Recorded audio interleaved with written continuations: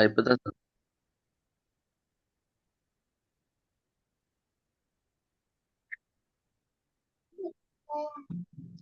இல்லையா? கடைசியா நாங்க பார்த்துருக்கிற பாடத்துல சின்ன ஒர்க் ஒண்டிக்கு அதை பார்த்துட்டு புதிய சப்ஜெக்ட் போவோம். சரியா ஒதுங்குவோம்.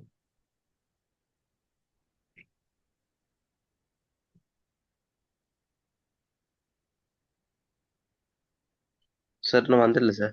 ஸ்கிரீன். எப்படி இது லோட் ஆகி கொண்டாகி? இல்ல சார்.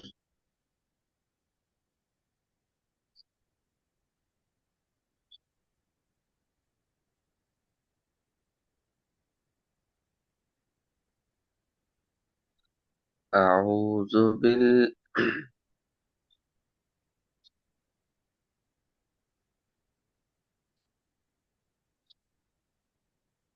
أعوذ بالله من الشيطان الرجيم. بسم الله الرحمن الرحيم.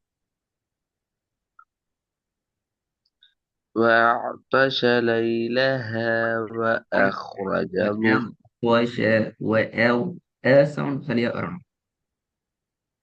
وأغطش ليلها. وأغطش ليلها وأخرج ضحاها. Jadi kalau وأغطش ليلها وأخرج ضحاها. இந்த இடத்துல ஐனை வச்சு ஓதி காட்டுங்க. ஐனை வச்சு ஓதுங்க, பின்னால ஒயினை வச்சு ஓதுங்க பாப்போம். வித்தியாசம் வருதுன்னு பாப்போம். وأغطش ليلها وأخرج ضحاها. இப்ப ஒயினை வச்சு ஓதுங்க பாப்போம். وأغطش ليلها وأخرج ضحاها. இன்னும் கொஞ்சம் தடிப்பமா வாரது போதாது. அதான் ஓத சின்னது. ஐனுக்கும் ஒயினுக்கும் உள்ள தடிப்ப வேறுபாடு, பல்லின வேறுபாடுகள் மிச்சம் கூட. ஐனுங்கிறது ஒ, ஆ, போஷ, ஒ, ஆ என்று நாங்க நார்மலா ஐனை என்ற சவுண்டுக்கு கொண்டு போய் ஏத்திடுவோம். ஆனால் ஒயின் அப்படி அல்ல, அது மேல் நோக்கி போகணும். போஷ. அப்ப பா என்ற சவுண்ட் தடிப்பா வரணும், வானத்தை நோக்கி வரணும். அதுக்கு சமனான லெவல்ல வாவும் வரணும். وأغطش ليلها. وأغطش تاء طش. وأغ وأغطش وأغطش وأغطش وأغطش. وأغطش وأغطش சரி போதுங்க. وأغطش ليلها وأخرج ضحاها. ரெண்டாவது பாப்போம்.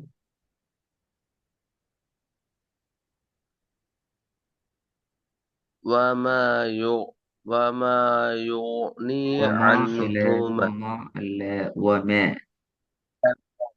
وما يغني عنه ماله إذا تردى. طاء إلا تردى بلي طاء بلي تاء تردى. وما يغني وما عنه وما وما و- وما يغني عنه ماله إذا تردى. சரி போதுங்க. பிளவரான وما يغني عنه யுனி அல்ல ماله. பிரதர், யுனி அல்ல, யோ. நீ வாவை மேலுக்கு தூக்குங்க. வா உச்சரிக்க நேரம் அது தடிப்பம் விளங்கணும். ஹெவியாக ஓதுறது, வாய் புல்ல அடித்து ஓதுறது. وما يغني عنه ماله إذا تردى. குட். முதலாவது அதே மாதிரி ஓதுங்க பாப்போம். பிளவரான وأغطش ليلها وأخرج ضحاها. சரி போதுங்க. وأغطش ليلها தேவையில்லை தேவையில்லை. وأخ நான் திருப்பி ஒரு சின்னது காரணம் நீங்க தேடு தான் தே தான் வருது அப்போ வருது இல்ல وأغطش எப்படி وأغطش குட் குட் துவாவை நாங்க தடிப்பமா ஓது நேரத்துல ஒன்று வாய்ப்புள்ள எடுத்து உச்சரிப்போம் துவா. அதே துவாவை தேண்டு ஓதுறது பிள்ளை. ஏன் பிள்ளை தேண்டு ஓதுறோம் வாய்ப்புள்ள ஓதுறோம் ஆனா எங்கட சவுண்ட் அது நேரடியாக மேல் நோக்கி போகல, கீழ் நோக்கி போகுது. பே ப பே ப ஜ எல்லாம் ஒரே ஸ்டைலுக்கு வந்துடும். அது பிள்ளை. உதாரணத்துக்கு என்று நாங்க தடிப்பா தான் ஓதுறோம் ஆனா அது சவுண்ட் என்ன செய்யுது ஷேன்னு சொல்லி ஷா என்று ஓதுறோமா? இல்ல, அது பிள்ளை. கீழ் நோக்கி என்று ஓதுறோம். ஆனாலும் சீன விடவும் இதை நாங்க தடிப்பா தான் ஓதுறோம் அப்படித்தானே? சீனையும் என்று நார்மலா ஓதுறோம். அதை விடவும் கொஞ்சம் ரஃப்பா தான் நாங்க ஷீனை ஓதுறோம் ஆனா அது வல்லினமா எழுத்தா இல்ல. எனவே நாங்க அதை கீழ் நோக்கி என்ற சவுண்ட்ல ஓதுறோம். ஆனால் பெரிய பாவை பொறுத்த வரைக்கும் பெரிய பா தடிப்பாக ஓதப்பட வேண்டியது சின்னத்தையை விடவும் தடிப்பாக ஓதப்படணும். அது வல்லினமான எழுத்துக்கள் என்ற வகையில வானத்தை நோக்கி மிக நேராக போக வேண்டி மீறி ரெண்டு நடக்கும். وَأَغْطَشَ لَيْلَهَا. விளங்குதா சொல்ற விஷயம்? திருப்பி ஒரு கவனிச்சு போவோம். وأغطش وأغطش ليلها وأخرج ضحاها ரெண்டாவது وما يغني عن وما يغني عنه ماله إذا تردى يرد.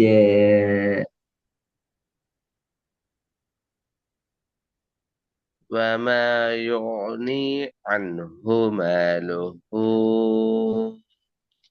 إذا تردى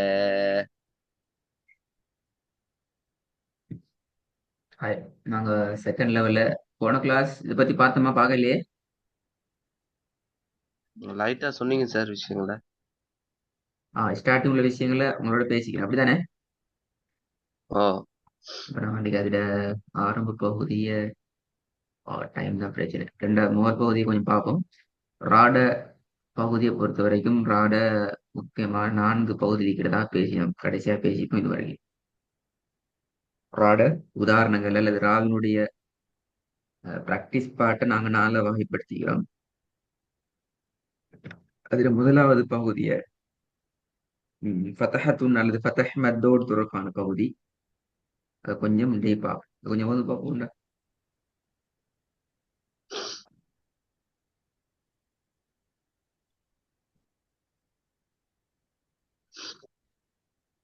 صحف إبراهيم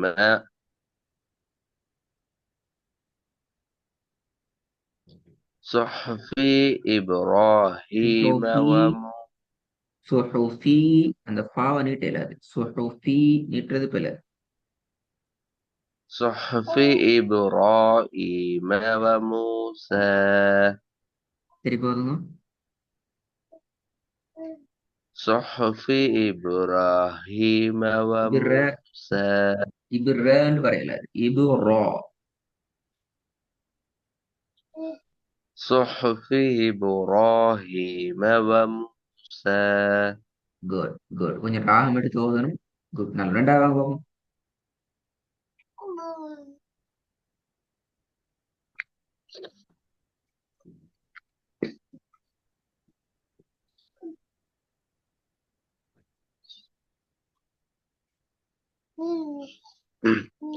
وي ونيسرك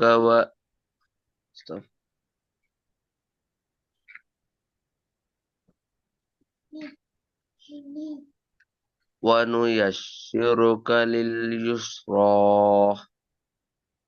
சுக்காம ஓதணும். திருப்பி வந்து பார்ப்போம்.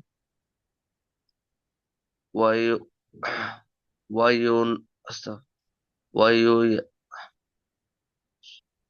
وَنُيَسِّرُكَ لِلْيُسْرَى. முதலாவது ஓதுங்க பாப்போம். சார், முதலாவது ஓதுங்க.